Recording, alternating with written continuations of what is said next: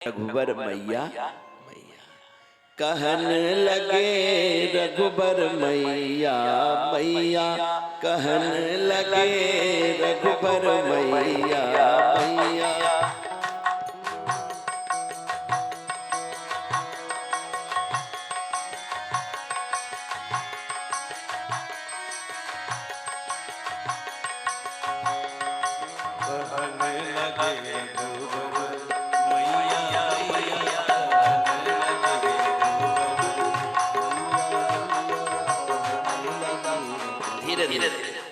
कहन लगे रघुबर मैया मैया कहन लगे रघुबर मैया मैया कहन लगे रघुबर मैया मैया कहन लगे रघुबर मैया। बचुआ कह सकते हो, लाल कह सकते हो, पर कोई नाम नहीं देना चाहिए।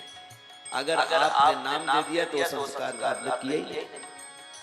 तो नामकरण संस्कार हो या उसके आगे कुछ उपाधि लगा देते हैं, फिर उससे तुम्हारी अलग पहचान हो जाती है।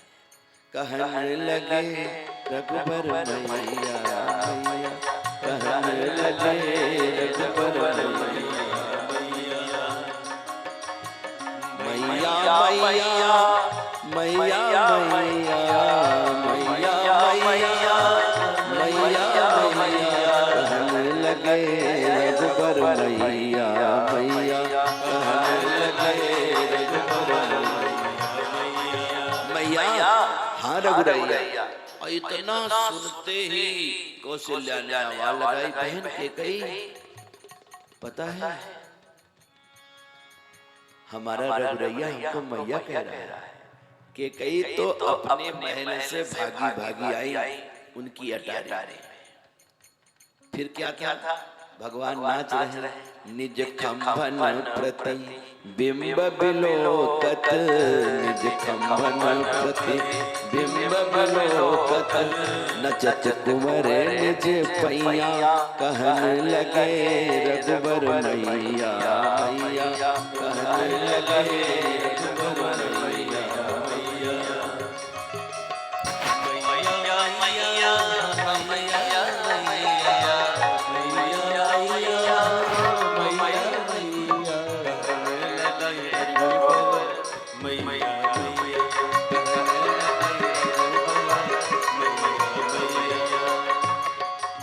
माँ को बुलाया।